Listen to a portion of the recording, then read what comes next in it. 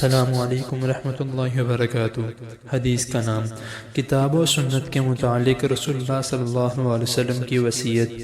حدیث عن مالک بن انس رضی اللہ تعالی عنہ قال قال رسول اللہ صلی اللہ علیہ وسلم ترکت فیکم امرین لن تذلوا ما تمسکتم بہما کتاب اللہ و سنت رسولہ، رواہ موطا مالک۔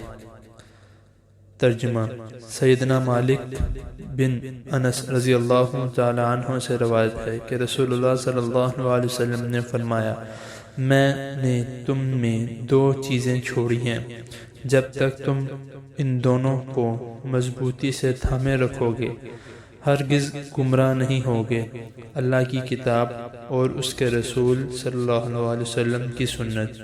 اس حدیث کو امام مالک رحمۃ اللہ نے بیان کیا ہے۔